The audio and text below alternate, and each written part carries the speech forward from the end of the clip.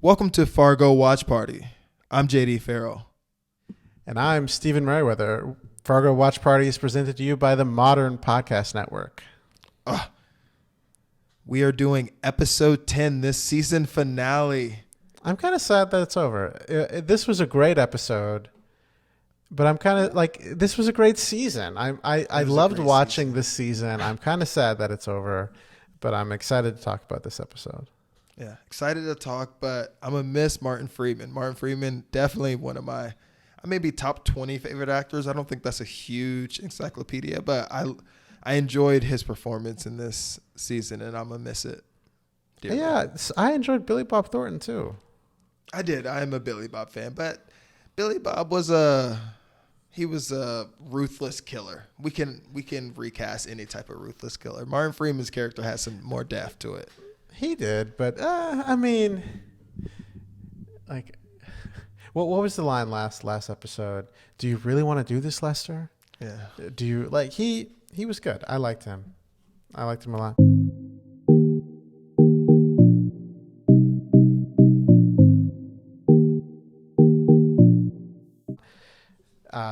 Okay, season 10, last episode. We won't spoil it, but a lot of questions were answered. Yeah. This was a great episode. We will eventually spoil it, but I'm not going to spoil it right now. Episode starts as it always does, as every episode of Fargo does that I love. It says, inspired by true events, out of the respect for the dead. Out of respect for the living, the names have been changed. Out of respect for the dead, the rest of the story is told exactly as things went. And I love that start. We see the camera painting across ice. We're still in Minnesota. It's still the winter.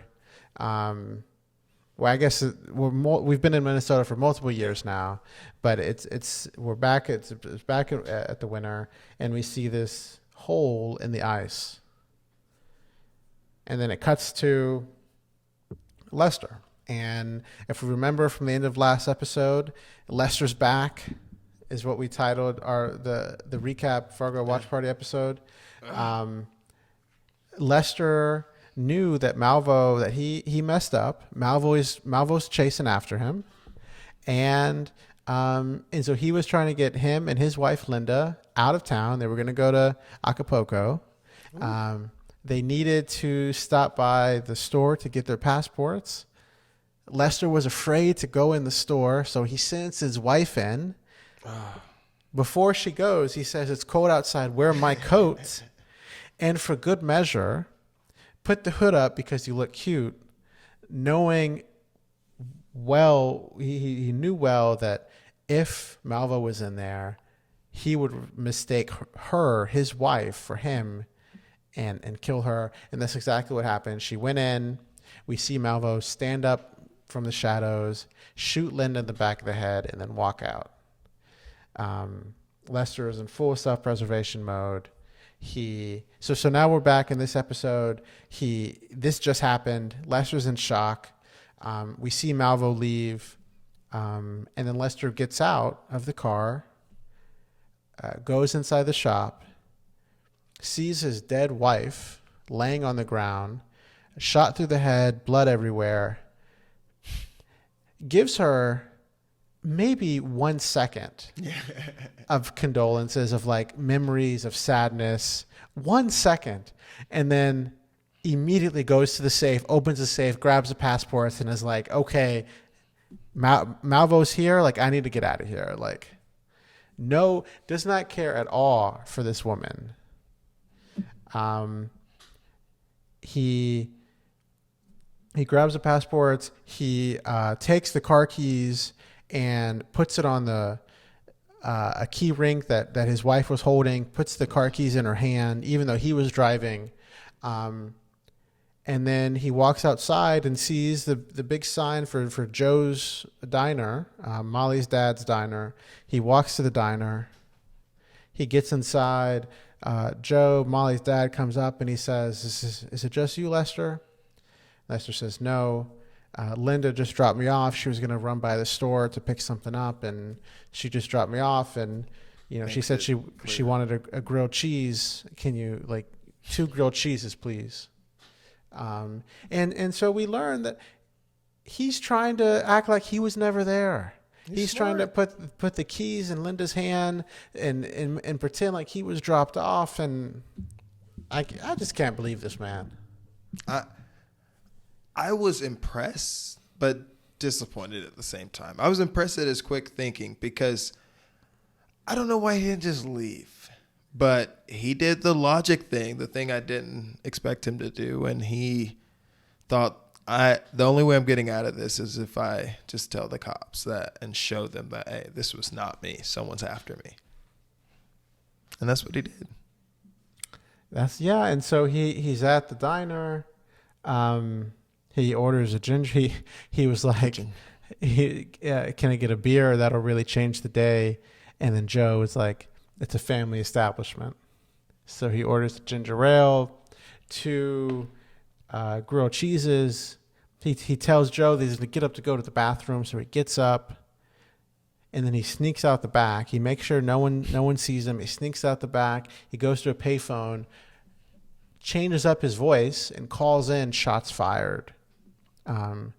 Because he wants, he has his wife is dead in his store. He wants the police to come while he is at Joe's restaurant. So, he has some alibi. And then he sneaks back in. He opens the restroom door and closes it for good measure, just so people thought he was actually in the restroom. Sits down, realizes that the plane tickets to Acapulco were in that jacket that he gave his wife. And so thought, maybe I can go back. Maybe I can go back and grab them. But as soon as he thinks that, the police cars go by.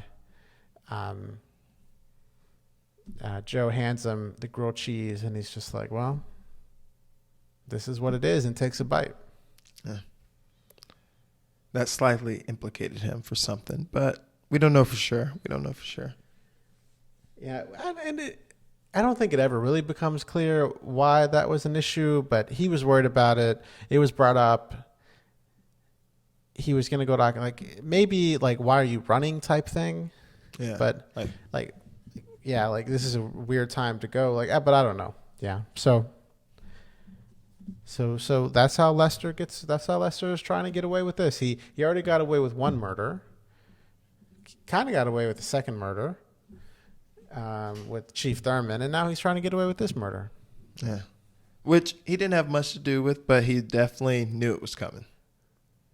I mean, I don't think you would go to jail for what he did, or you should go to jail for what he did, but he's still a terrible human being. Yes, he's a terrible human being, yeah.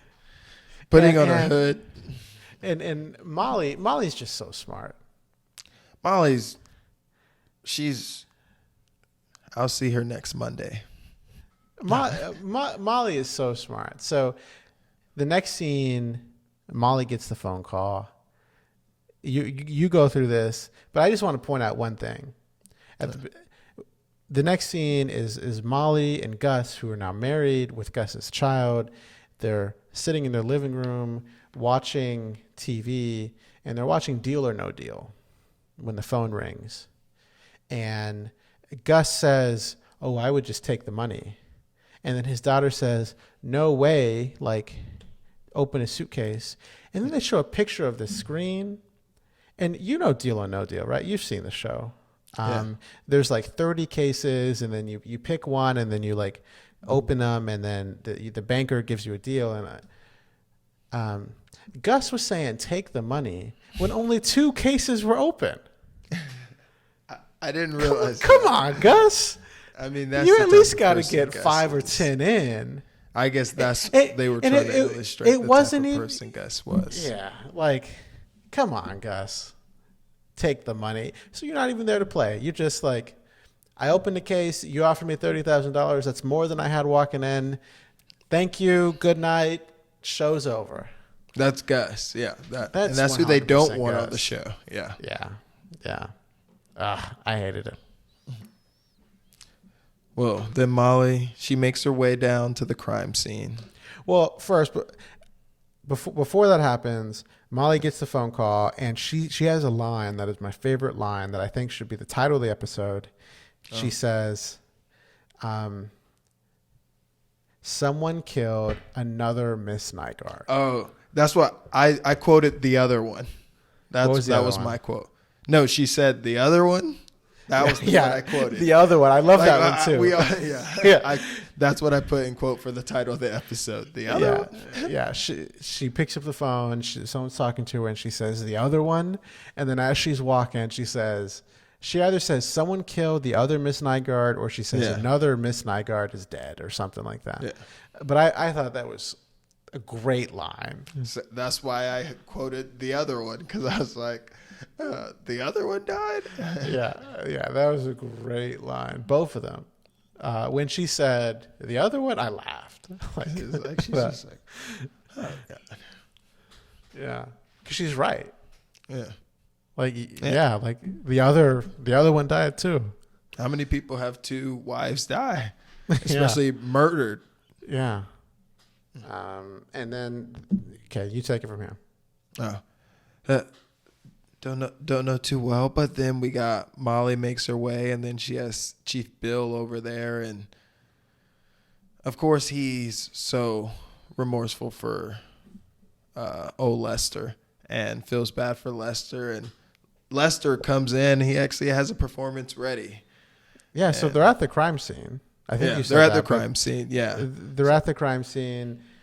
Molly's doing her thing. Poor Bill, he can't even look at the body. Yeah, he's like getting queasy. But yeah, go ahead. You were talking about Lester. Oh no, but then Lester has his performance ready. He's crying, weeping, crippling, and Bill holding him up, saying no, and he's I like, thought it was "Why a is great this performance." It was. He was good. Lester was like, "Oh no, oh no, oh," and he was like falling, and short of tears, I think if that happens in real life, you'd be crying, but no tears. But other than that, it was pretty good.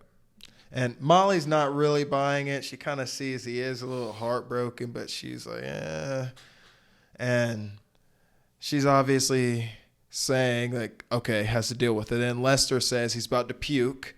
And then Bill's like, oh no, if he's about to puke, I'm about to puke.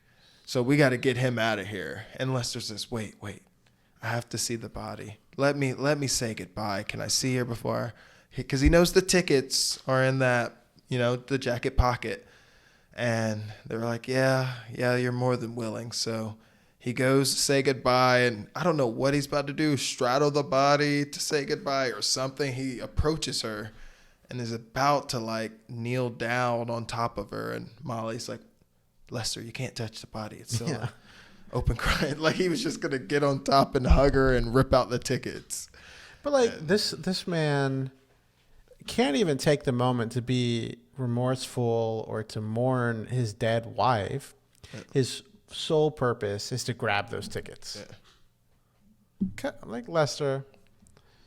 Oh my God. But for the first time in the whole season, he's thinking ahead. He's thinking progressively. That's the only reason I am liking. No, he's thinking about himself. Yeah. I guess he did with the machine when he put it in behind the letter. Remember the weapon? Yeah. The murder weapon. He was thinking about himself then. He was thinking a little proactive. The whole time, ever since he first struck his wife in the head with that hammer, he's been thinking about himself. Yeah. And she removes him from the body and says, sorry, Lester, you have to go. And he doesn't get the tickets to Acapulco, and Molly starts to investigate the crime scene. Yeah. Next scene, they're back at the Bemidji Police Department. We see Agent Budge and Agent Pepper, who are just like bad FBI agents. Oh my gosh. Like the Keegan-Michael Key character, he starts off like, are we dreaming?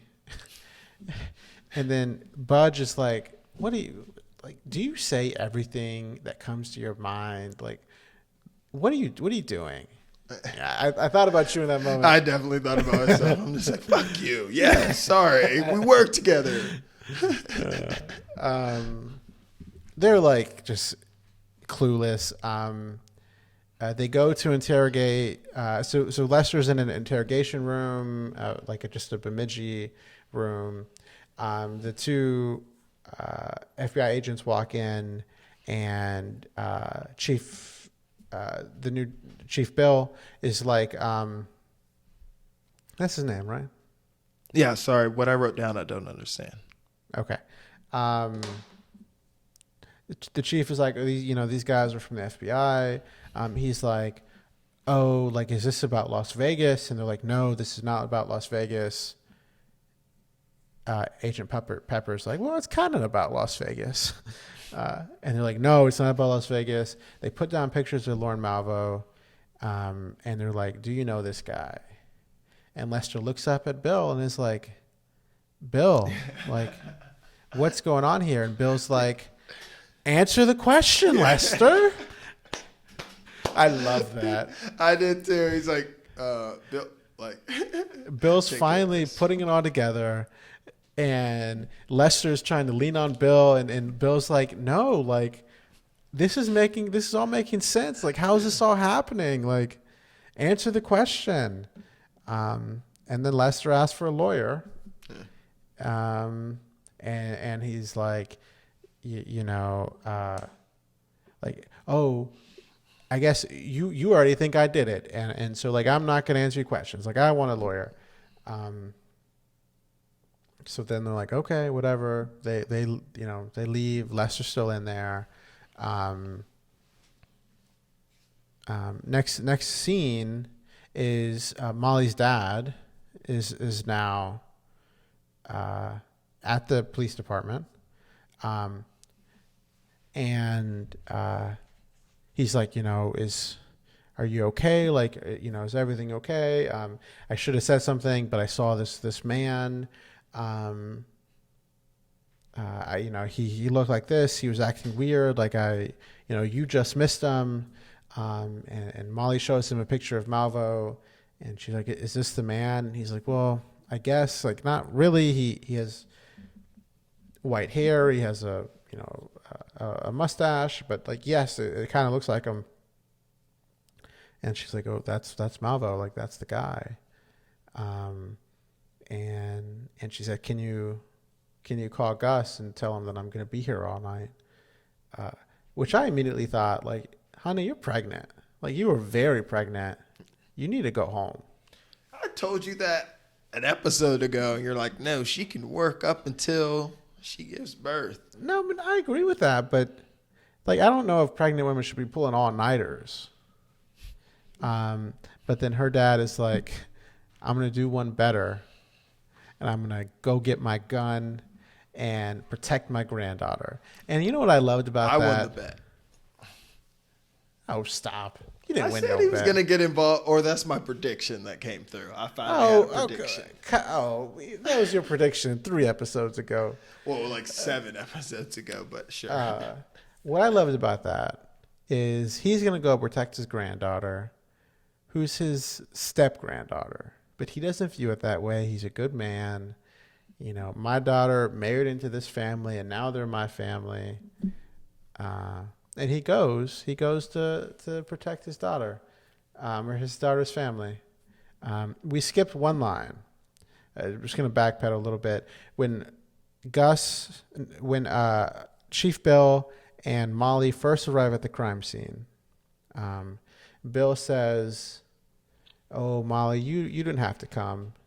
And Molly says, of course I did. And I love that. That's just Molly. I guess I didn't pay that much attention to that one because I'm like, well, of course she did. Yeah. Was she going to let Chief Bill take the case? Of course not. Of course not. But I just love that line.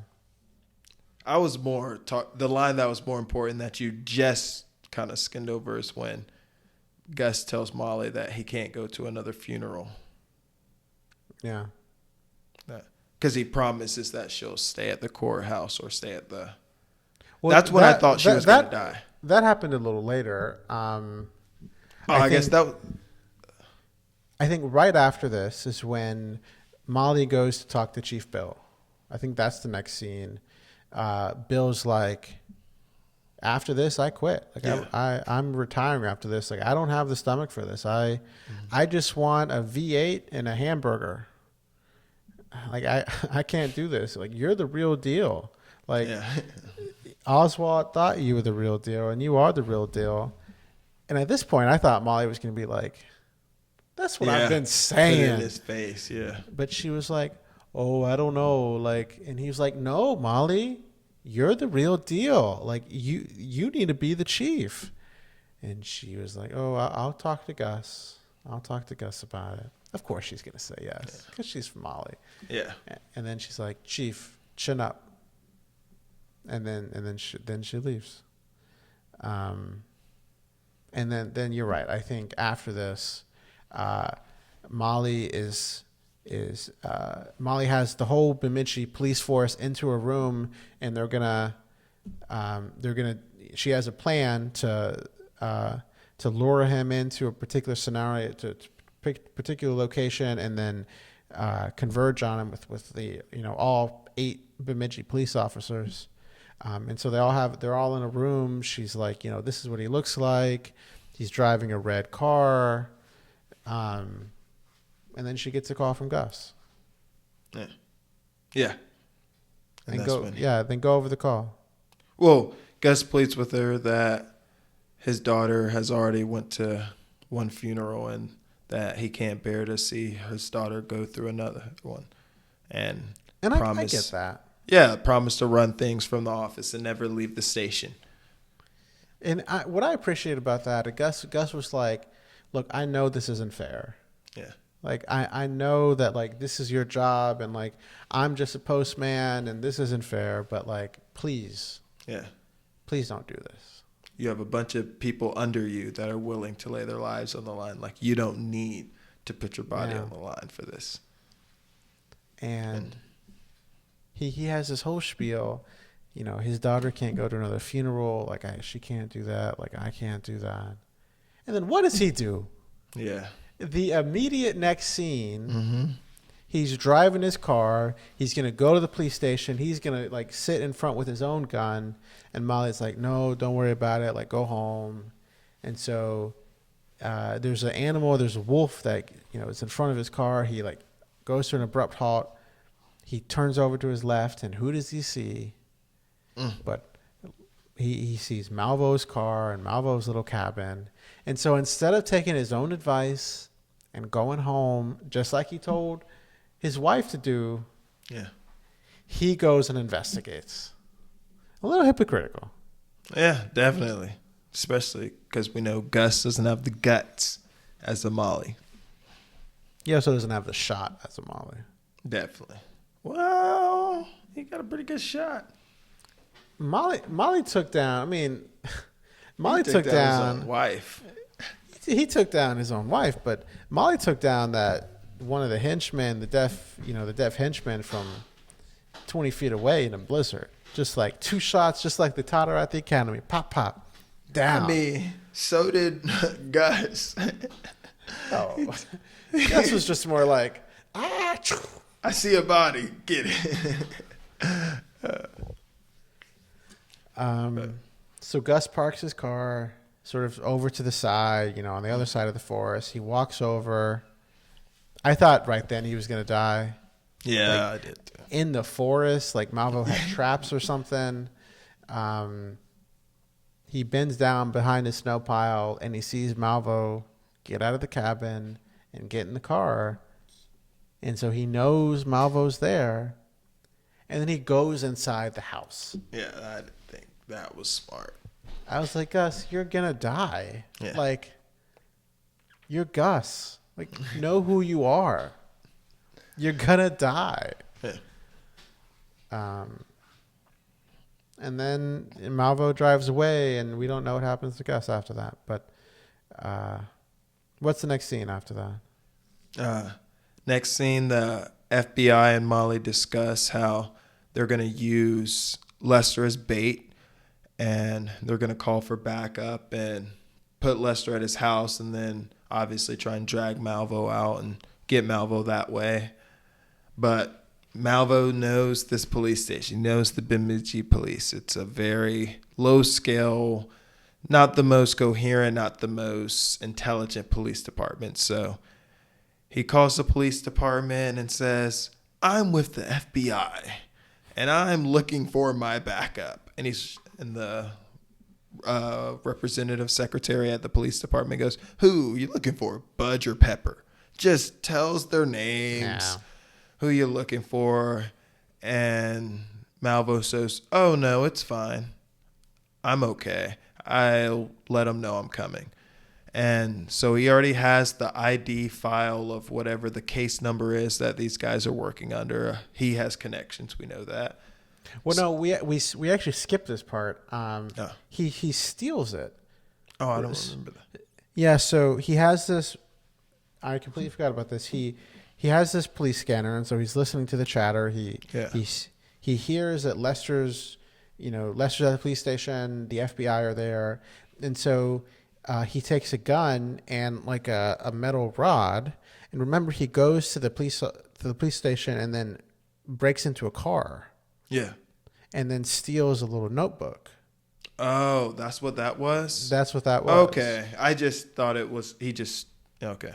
I missed that the first time too, but after I rewatched it, I realized that that's what he stole. So he has this FBI notebook. He has the name of the FBI officer, and then he calls the FBI, faking like an FBI officer and calling off the backup. Yeah. Which was super smart. It was, yeah. He had the case ID number, just said, don't send backup. Yeah, just like, don't send backup. And at that point, I thought Malvo was going to win. Like, yeah, he's one step ahead of them. Like, he's going to win.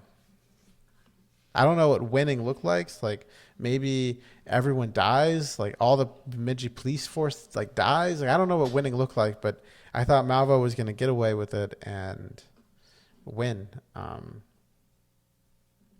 Yeah, and so then Molly comes back after they end up talking. She ends up talking with the FBI agents. They go back into the holding room that Lester's in, and Molly's like, we're gonna let you go. And then she has this scene where, and this might have been in the first time that they were talking, but she was like, he's not going to stop. Yeah, that's what she says. I think it was like an honest moment from her. Like, just help. Like, we're on the same side as you. Mm-hmm. Like, he's going to kill you. Like, he's not going to stop until you're dead. So let us help you. But for whatever reason, Lester's like, I think Lester, and I would understand this. Lester has built a pyramid of cards, and he's afraid that if he removes any one of them, the whole thing is going to come crashing down. And so he has to just like play the straight line. He's in survival mode. And so she's like, we're going to let you go. The agents are going to give you a ride home, and then they're going to be there with you. And he's like, I'll just get a taxi. And Molly's like, well, that's not optional. It's mandatory. So he's like, whatever. And then she tells the story that I didn't really understand. But the riddle? What? You just explained it with what you just said. But then explain it to me. Let me say it first. She was like, a guy is standing on the platform waiting for his train. He walks into the train and realizes he only has one of his two gloves. And he looks out the window and he sees the other glove on the platform. And so what does he do? He throws his other glove out the window so that the person who picks them up now has the full pair. Yeah. And then that's it. So what does that mean? She's pretty much saying she thinks Malvo killed Sam Hess. And because he killed Sam Hess, you thought, oh, let me just credit him with killing my wife. And he can just take care of both of those. And yes, Sam Hess Malvo did kill Sam Hess, but you killed your wife. So you can't just credit him with killing. You know what I mean? She's saying that makes like because you know. lost one glove, let me just leave the glove so the next person could have it. Like, because one person was murdered in your life, and even though it was an accident, let me just pass this other one off like it's an accident as well. I thought that's what she's trying to illustrate. Maybe. Like, I don't think she's bringing up Sam Hess in that moment. Maybe she's talking about his 2 wives.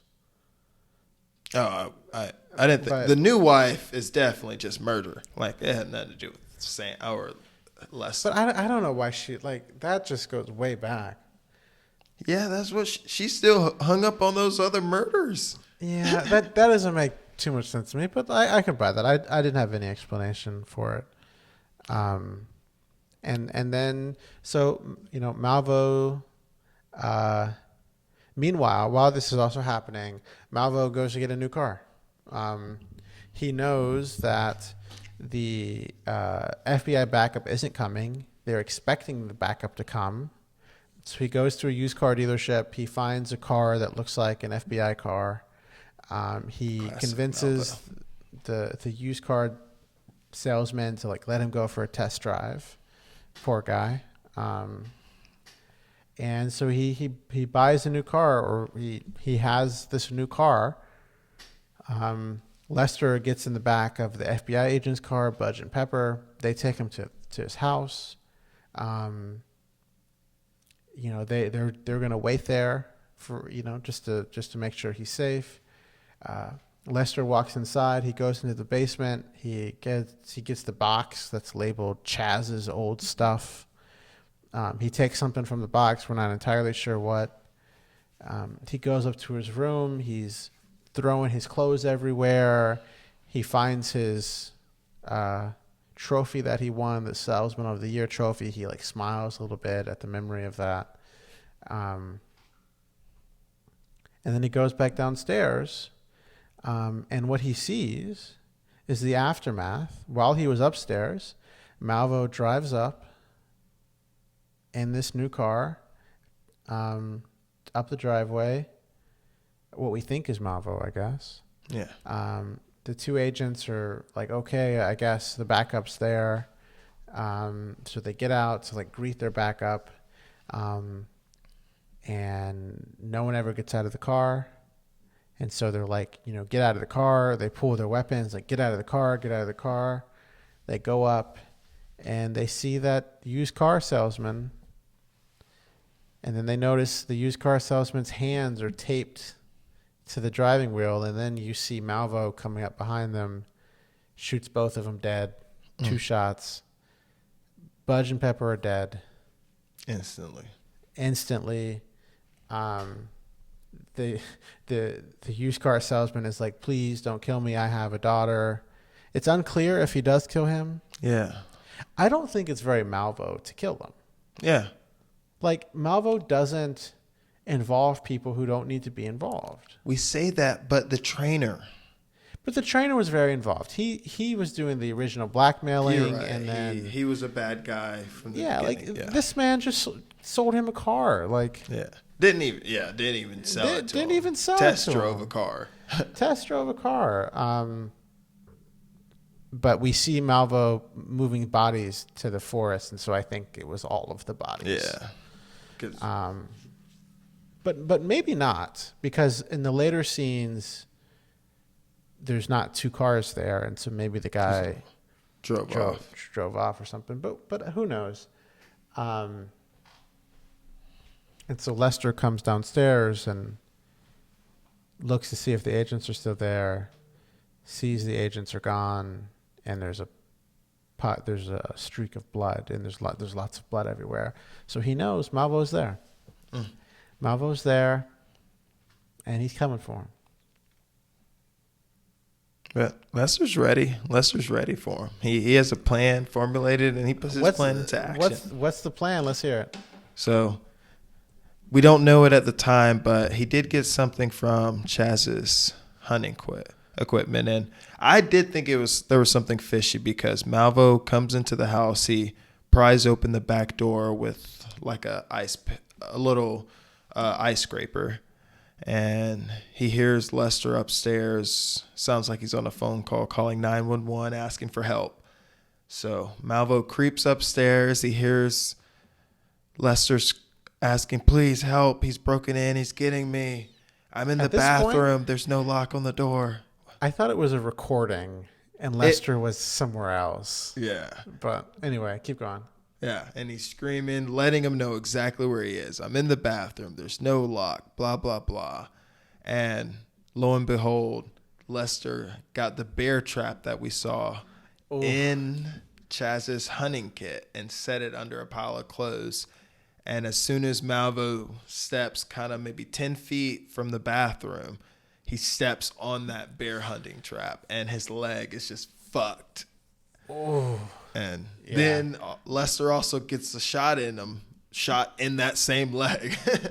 Not a great shot. If he would have got him in the chest or something, it would have been a little better. But shoots him in the leg and he has a bear trap. But Malvo, Lester pops out of the bathroom. Yeah. Shoots him in the leg, tries to shoot again. Of course, Lester doesn't know how to use a gun, so it doesn't shoot. But yeah, keep going. No, but Malvo gets off a couple shots, makes him hide out of the bathroom, and Lester waits maybe about 30 seconds. Yeah. He throws his award at him, hits him in the face. He's all bloody. Lester's all bloody. Of course. I hope that was realistic, too. Lester getting hit with his own award. Yeah. At this point, I thought Malvo was just going to shoot him in the bathroom. Like, I thought he was going to keep him. Coming. Like if you die, he dies. Yeah. Yeah. But who knows? Everyone goes into self-preservation mode, and Malvo was thinking about his own well-being. And I bet that hurt like hell, too. That the costume designers or whatever it is, for the 2 seconds of that wound that was shown, I was disgusted. Yeah. So, like you said, like 40 seconds go by. Lester gets out of the bathroom. Malvo's gone. Yeah. There's a blood trail. He follows the trail. It goes all the way to the outside, and he sees the previous FBI car that was there is now gone. Right. And so Lester's like, I did it. Like he felt so good about himself. The camera pans to him, and he's like, I did it. Like he was feeling himself right there. And he should. Like he took on Malvo and didn't win, but it was a draw. Yeah. I don't know why. We'll figure it out in a second, but I thought it was over too. So yeah. So Malvo goes back home. He goes back to this cabin. His leg was in a bear trap, and I don't know exactly what that means, but we see, like you said, they show the wound, and his bone in his lower leg is sticking out of his skin. Yeah. It's not only broke, but it is like sticking out of his skin. It looked disgusting. Yeah, but he gets out of his bag, I guess, some like morphine or some medication. He shoots his leg. He makes this contraption, so he puts the bone back in place by tying this rope around his foot and forcing his bone back in place. He puts a stent in so he can maybe walk again. And then the second he puts it in place, the highlight of the episode. I'm going to let you tell it. I'm going to let you tell it. The highlight of the episode.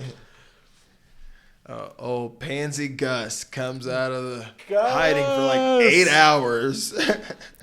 Literally 8 hours. Just waiting. And he starts to talk of him and he tells him that he solves his riddle. Do you remember the riddle? It was, you can kill me when the green in my eye. What is it? Do you remember? Something do you know why predators can see more shades of green than any other animal? And the answer was because to see more prey. But Gus is like, I solved your riddle. Yeah. It was once he saw a wolf, I guess, just seeing their green eyes. Well, no, remember Molly told him. Oh, that's what it was. Yeah, he was. That was way back in the day. That was way back. Yeah. I thought seeing the wolf helped him realize that. That's why, Maybe. Because when I don't Malvo think saw he the saw roof, as soon as Malvo saw the wolf, is when Gus popped out. It's like he realized too, like, oh, the And wolf. Malvo knew who he was. Yeah. Yeah. So Gus is like, I solved the riddle. Yeah. And Malvo was like, so what are you gonna do about it? Or like, what are you gonna do then? And Gus just unleashes, just 4 shots straight into the chest. Malvo's bleeding out. I'm rooting. I'm screaming. I'm rooting for Gus. No! Yes, he doesn't do the thing that is in every movie where they talk so much that the other person is able to like figure out a way out or whatever. No, just like, I'm here. I solved your riddle. Yeah. Shots in the body. And then Malvo looks to be dead, and he sort of reanimates, like blood comes gushing out of his mouth. And Gus is so frightened, he just shoots him 2 times in the head. Shoots him 2 times in the head. Great makeup. We can actually see the like bullet wounds in Malvo in his mouth and in his forehead. And then there's another scene where we can see the gun wound where the gun left the back of the head. And Gus is so frightened because it's Malvo. He ran into Malvo all those years ago at the traffic stop. He just put 5 or 6 bullets in this man, including 2 in his head, and he still walks over to grab the knife away from him. Like, he's dead, Gus. He's dead. I don't even want to talk about Lester's death. I don't understand Lester's death. That's on you. Come on. You can't appreciate that the good guys won. That Lester was not a bad guy. I'm a fan of anti-heroes, and Lester killed his wife. His wife was not a good person. It doesn't matter. That doesn't give you the... He not only killed his first wife, he basically killed his second wife. See, we're saying basically. He pulled the trigger. Have you ever seen... He loaded the gun. No. Have you ever seen... what was the third Batman movie in the Dark Knight series? There was Batman Begins, the Dark Knight, and then there's a third one with Bane. With Bane. Bane. Oh, I thought it was Bang. I forget what it was, but there's this scene where they round up all the rich people, and they're like, so we've sentenced you to death. This is just you've already been convicted. This is just a sentencing hearing. Do you want to die by hanging or exile? Yeah. And there was some shit. Yeah, and there was the scene where it's like, okay, so you die by exile, and exile was walking outside on thin ice, knowing that you'd fall in. Yeah. That's what Lester did to his second wife. His first wife, he pulled the trigger. His second wife, he just pushed her out onto thin ice, knowing that she was going to fall in, but didn't care. It was death by exile. 5% sure, but death by exile. There wasn't a confirmation. Nope. Nope. He killed both of his wives. So Gus kills Malvo. Justice has been served. He's standing up for the entire Bemidji community. Oh my gosh. The Bemidji and Duluth community. And Duluth. You forgot about Duluth. I'm just saying, why did Lester have to go out like that? Okay, but we'll get there. He kills Malvo. He calls the police. Molly shows up. Oh, I hate that scene. He guides Molly inside. I'm surprised that he's not in handcuffs. He just killed a guy. Yeah, it's annoying. But you just see, you're a terrible person. That's why you relate to them. I'm just kidding. Gus brings Molly in. Molly sees this guy who she's been chasing for 2 or 3 years now, lying there dead.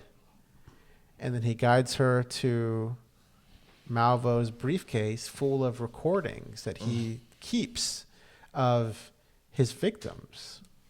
And there's a recording labeled Lester Nygard. And she listens to it. And it's a recording of Lester confessing to killing his wife. I still didn't think it was incriminating, but okay. Yeah, it was. It was. It wasn't until the very end. There's reasonable doubt. No, until the very end, he's like the hammer. Like he talks about the hammer and like needing to hide the hammer or something. Oh. And like we already know the murder weapon was a hammer. They don't know that. No, they do because they found it in Chaz's safe. You're right. Yeah. Fucking Lester. Yeah. He had to fucking plan it. Yeah. Yeah. So right then, the puzzle that Molly's been putting together, all the pieces fall into place. She had it right the whole time. Lester's, incriminated. And so the next scene, we see Lester riding a snowmobile 2 weeks later. It's in Montana. I suspect. So Lester's riding a snowmobile. I think he's going to Canada. And the reason why I think this is because he's riding, and he gets to this open area and he sees police officers. Yeah. And the police are like, "That's him!" Like, waiting for him. And so Lester takes a sharp turn and starts running away. And then the police get on their snowmobiles and start chasing him.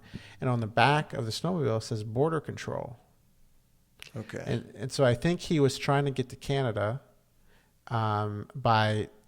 through Montana through the snow, but the word got out that he's in Montana and he killed these people and like he's wanted for murder, and so they were waiting for him, and so they're chasing him. He's trying to get away from the police. He doesn't want to go to jail. He rides his snowmobile out into the open ice. His snowmobile turns over, so he gets off and starts running. And there's the sign that says "Danger, Thin Ice." And the police are like, "Stop, it's too dangerous. What are you doing? Stop." And Lester just keeps running. And then the ice starts to crack. And then Lester just keeps running. And then at some point, he just stops and realizes that the ice around him is all cracked. And there's a 1 second pause. And then he falls through the ice. And then we see that hole in the ice that we saw at the very beginning of the episode. It was the hole that Lester fell through. And Lester's dead. Little Lester. Lester's dead. We see the final scene of the show. Back at Molly's house. Oh, you probably like this shit. They get a phone call. Molly goes up to pick it up, and they tell her that Lester's dead, and she says, "Okay, well," she was like, "Really? Okay, well, tell me what the divers come up with." Then she goes back, sits with her husband Gus, who says that they're giving me a misdemeanor for bravery. And then his daughter's like, "You? Brave? You don't even like spiders." And he says, "Buzz Aldrin was afraid of spiders, and he went to the moon." Yeah. Go Gus! And that's the end of the end of the season. A happy family. Malvo's dead. Lester's dead. Happy family, and all is right with the world. No. The world is right. No. The good guys won. No. It's Star Wars in Bemidji, Minnesota. Yeah. I hate when the losers win, when the lame guys win. Lester Molly is not a loser. Molly's not, but Malvo definitely should have won, and Lester should have came out on top. Lester had many years of coming out on top. He was the salesman of the year. He got a new wife. He got a new wife. Like Lester's life. Lester fucked it up for himself, yes. Lester had sex with his bully's dead wife who was dead. Like Lester had his time. Yeah. But he needed to atone for his sins. Death, though? And it's a life for a life. No. He took his wife's life. He basically took his second wife's life. He, with his words, killed Sam Hess. With his words. Okay. He, with his words, killed 3 people in that elevator. Now we're blaming it on this man's words, not the trigger finger of Malvo. I'm just saying, like, Lester needed to go to jail. He needed to die, and he needed. Dead. Okay. Yeah. No. And he's dead. Lester was one of those people that you can't just let him go and think he's never going to kill again. Like he is a danger to society. He's no Malvo. He's a danger to society. He's a leech, which a lot of people are. As soon as he gets tired of Linda, he was going to kill her too. He was already getting tired of Linda. He was not even tired of his first wife. She was tired of him. He was just tired of being belittled. And that's the end of the episode. The good guys, that's the end of the season. The good guys win. I hated that Buzz Aldrin line. I have a prediction. So we're going to move into predictions. I have one prediction. And I don't think this is much of a prediction because I think it's obvious, but I haven't done any research about season 2. But just judging by the little excerpt as season 2, episode 1, I think season 2, we're going to learn about what happened to Molly's dad and Sioux Falls. Oh, okay. Because the little excerpt talks about 1979, and that's when the incident in Sioux Falls happened. And so I think all of next season is going to be about what happened in 1979. I thought Sioux Falls was in Utah. It was. I'm not saying that. I don't think it's still based in Minnesota. I thought this one was Kansas City. What do you mean? We'll see. The next one. I think that's my prediction. This is the next Okay. The next season is going to be about Sioux Falls, and there's that line that Molly's dad had in the episode when he's out there with his shotgun in front of the house, and his granddaughter comes out and she's like, "Have you ever seen this before? Has this ever happened to you?" And he's like, "Once." And the granddaughter's like, "Did he ever come?" Or like, and he responds by saying, it wasn't a matter of who, it was a matter of what. And so clearly this moment had a profound impact on this man's life. And we've heard about it in a few different places in the season. That's what season 2 is going to be about. That's my prediction. All right. And if it is, I'm excited.